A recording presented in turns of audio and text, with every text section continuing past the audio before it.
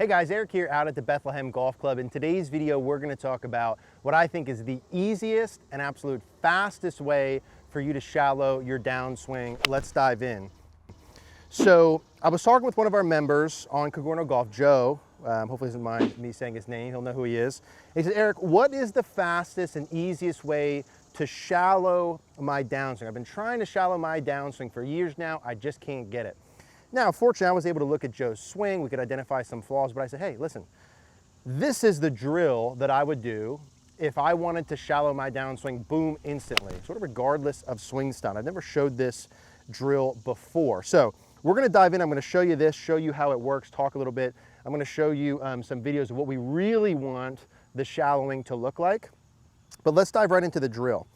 I want to talk to you today about Live View Golf. Now, you guys hear me say all the time that you need feedback when you're practicing. You need to know if you're actually doing what you're trying to do, and the best way to give yourself feedback ultimately is video. And not only is video the best way to give yourself feedback, but being able to see yourself simultaneously as you're doing a movement is the best form of video feedback. It's the best way I've seen to make changes in your swing and be able to correlate the differences between your feels and your reels. Live View is super easy to use and set up. Simply set it up behind or in front of you. You connect it with your iPad or phone, pop that on the ground. You can actually do your practice, see yourself as you're doing it, the best way to expedite your process. I encourage you guys to check out Live View Golf. We'll put a link in the description down below with a coupon code. So I have my golf ball set up here, and then I just used a range bucket. And I have this range bucket set, let's say about about 2.5 grips behind the ball. So if we use feet, we'll kind of say we're 2 feet and maybe 2 inches. So kind of an inconvenient length to show you. But let's say it's just over 2 feet behind, normal size range bucket. Now, here's what we have to understand. If I want to have the easiest and fastest way to shallow my downswing meaning that club head staying behind my hands, a little bit closer to parallel to the ground, working from inside, the more I stack elements in my backswing, the easier it is to shallow my downswing, okay? And what I mean by that, if we look at the relationship between the club head and the hands, backswing and downswing pretty much work equal and opposite. Action, reaction, cause and effect. So we know during the downswing, a shallow club or shallow shaft, the shallowest is the club head is the farthest behind my hands. That would be the shallowest shaft, right?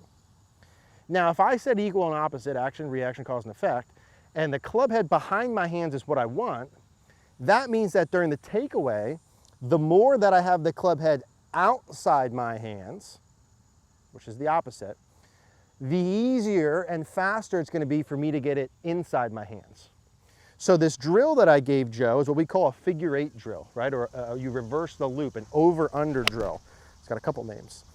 So here's the bucket, here's me, I've just got a 7-iron. What I want to feel, and this is not what I want you to really do in your swing, I'm going to show you that in a minute, but we need to exaggerate in the beginning for this. So I want to get the club head the farthest away from my hands for the first half of my backswing so that it can fall under. So in simple terms, I'm going to get the club head, from my perspective, to actually go outside of this bucket on the way back. See that club head's outside of it? And then when I come down, the club head's going to work inside of it. I don't want to go inside, although some players can make that work. For the sake of this, I want to go outside, inside. So we're going to hit a couple. I'm going to talk you through some feels, and then I'll show you what we actually want it to look like. And from this sort of down the line perspective, I've got the golf ball dead in the middle of the bucket. So right in the middle. So a little over 2 feet right in the middle. So I'm going to go out, in, reverse the loop. Again, this should feel goofy, right? This should feel like I'm doing this sort of, imagine that figure 8 motion. A little bit looser with the wrist here to allow that to happen. But you see that little motion that I'm creating. If you've got the opposite pattern, that comes off the club so pure. Some of you guys are going to do this and hit it, and hopefully Joe did. I haven't talked with him since he started, but it's gonna feel so much more pure, so much more club head speed, so much more easy to get through the ball. And that's why this is the easiest and fastest, because if you just are willing to exaggerate this first piece enough, you get the rest of this for free. That club head's gonna fall behind automatically. So club head outside, club head inside. Get used to creating this little circle. Now notice, as I'm doing the outside, I don't have my hands going out with it. Can I have my hands go out and then come back and in? You can. Yeah, a little bit of a Rory McIlroy pattern there.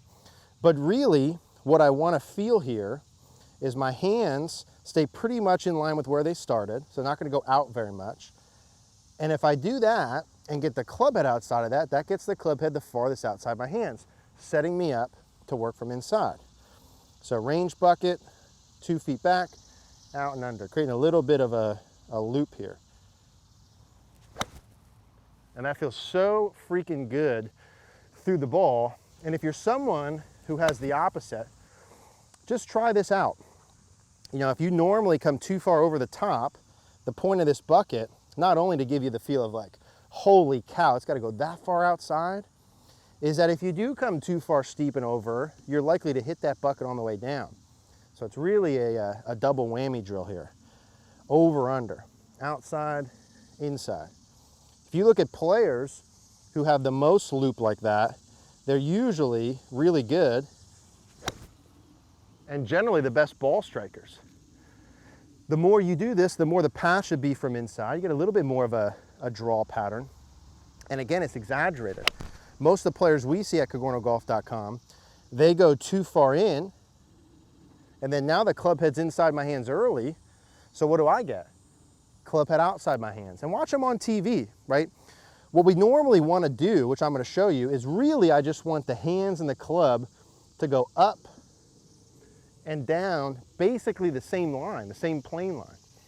Maybe slightly lower on the way down.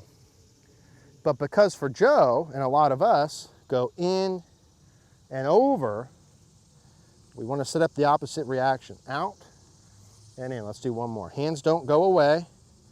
Just the club head goes out and then goes in. Exaggerated. Yeah, and that's way better through the ball. Let me show you a video, kind of what we're looking for a stock normal backswing. All right, guys, so let's just have a quick look here at what neutral is. First, we'll take a look at the plane line, because keep in mind, right, that drill, it's exaggerated on purpose. If we look at this swing plane that he started with, and we'll just use Adam Scott here, we'll note that in reality, you know, the hands in the club are working up and down very much on the same plane line. So it's not a huge loop shift like I'm saying there. I want you to look like this on camera. What I'm saying is you need to feel, right, outside and under to get to those spots. So if we just look at his shaft plane here and about left arm parallel, we'll see that's basically at the golf ball line. And then when he tracks back down, you know, he'll be slightly underneath that. So did he have a big loop? Definitely not. Do I want you to have a big loop? Definitely not. I'd rather you have too much of a loop that way than the other way, right? So you can see clearly here his downswing is slightly under the way back. On the way back, the shaft points roughly at the golf ball. On the way down, he points roughly outside. But for most of us, to get to this point, sort of same thing, just take a quick peek at his hand path when he goes back and down. There's not going to be a huge outer in. He goes a little bit more out than most, but we'll see sort of a progressive in motion here. You can see the hands working up and in. He'll get just behind his shoulder. And then as he starts to track back down, you know, he's basically right back in that same circle, and he'll be just out in front of that bottom circle.